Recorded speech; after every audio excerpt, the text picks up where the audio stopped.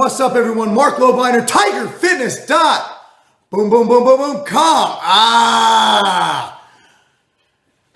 It's funny I start like that when this might get some mainstream publicity, because I'm going to bring up something that I don't think anybody wants to bring up.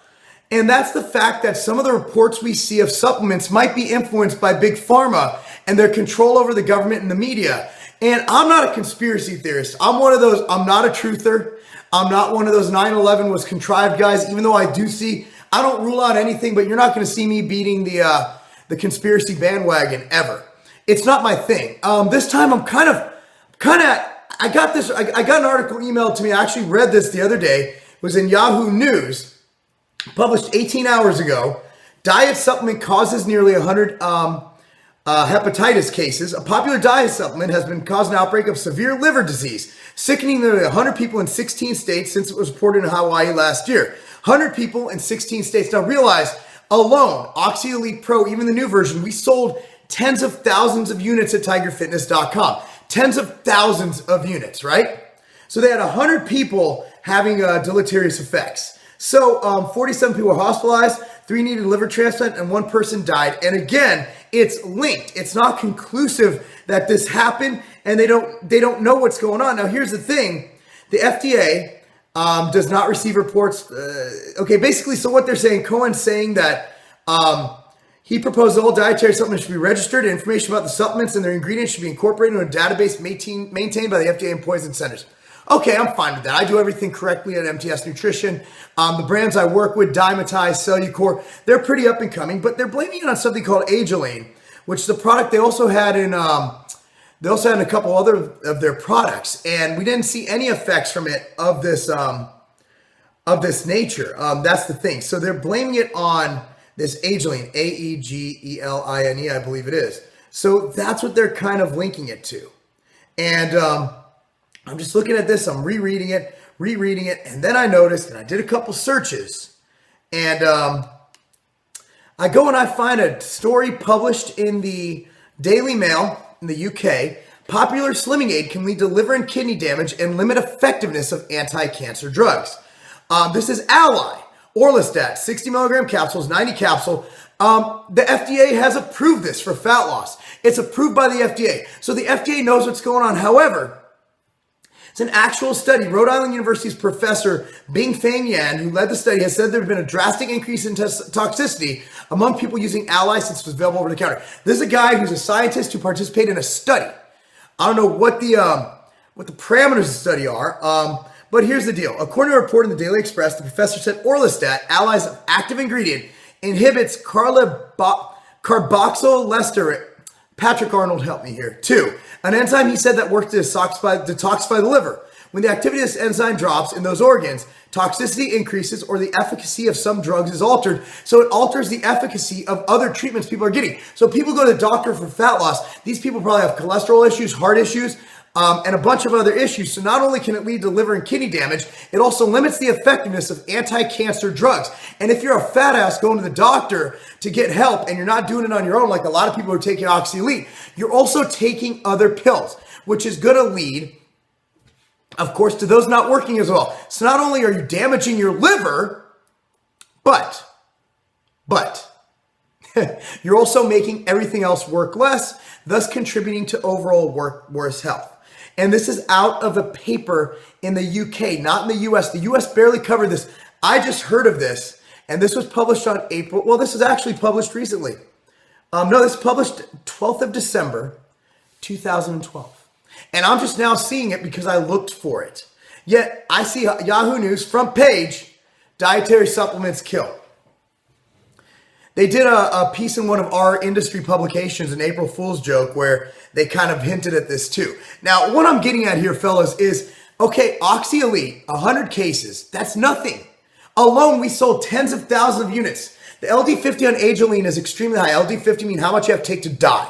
Essentially, it's an extremely benign substance, in my opinion. I'm not going to accuse it of being anything it shouldn't be. And it is DSHEA compliant, which is our Bible, so to speak, as we know it, for developing supplements to be safe. That's why pro steroids are not legal, because they're not DSHEA compliant. So What I'm getting at here, guys, is look, don't always believe what the media says. They're liars, they're cheats, they're fucking boneheads, and they're in the pocket of people who have money. They're literally helping to lobby for these causes. Okay, Big Pharma is not only lobbying government and getting money in their pockets, Big Pharma is influencing the media to print shit like this so they can put what they did, which is basically kill people with Ally. And don't forget fen-phen. How many people's heart failed due to fen-phen? Government regulation does nothing to curb the side effects or the toxicity that might occur. I mean, here's the thing. Even in a study, they spent billions of dollars getting Ally ready for the market. And they couldn't figure out that if you inhibit this enzyme, it's going to fucking kill you or at least help have bad health. It's fucking ridiculous. So instead, what do? They spend a front page, Yahoo, going after OxyElite Pro for 100 people out of thousands and thousands and thousands and thousands and thousands of bottles sold. How many people die a year from NSAID death? NSAID being aspirin, Advil, all those products. How many?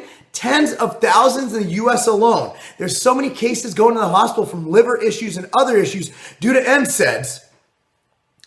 Fuck! It just pisses me off that the blind sheep shall follow. And we just look at these reports and take them at face value. All it took was this quick search to find out that when you do have the government regulate drugs, that's what you get. You want government regulation? How are we doing right now? How's our government doing? It's fucked up. The more regulation we get, the more fucked up we get. What we need is self-policing. And you know when that happened? Remember when Ron Kramer and Patrick Arnold came after Craze and said, hey, there's some shit in here. And I took it. I admit it. I thought it was too good to be true, but I believed in Matt Cahill and that brand. And then we tested it at tigerfitness.com after Ron tested it.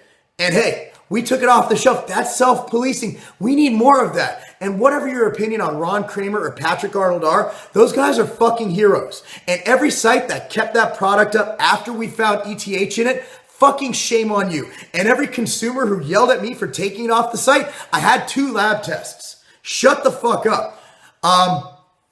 Unreal. So I hope you share this, people.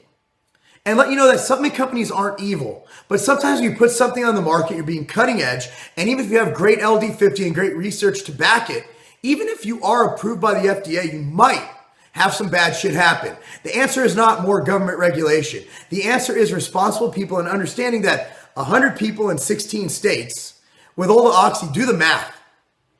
You get more from placebo of bad effect. Maybe these people already had bad livers. I mean, we're not factoring in that we didn't pre-qualify these people. I don't know anything about, are these healthy young individuals? A lot of people, bear in mind, I answer customer service calls occasionally. A lot of people calling about OxyElite Pro weren't me. They weren't you. If you're a young male who's in health, they were older females. You could tell by the voice. And they were older males who wanted to lose fat the quick and easy way. Did they follow dosing regulations? Did they take adequate time off? Were they drinking every weekend that would have contributed to their health falling anyway? I don't know. All I know is this. I'm putting 1 and 1 together and equals, this is too much fucking bullshit for me. Because the fact that this happened, this is happening and they're trying to cover up their own shit, unreal. I'm Mark Lobliner, tigerfitness.com. Calling out conspiracies. Call me Alex Jones. That's not a game. Boom!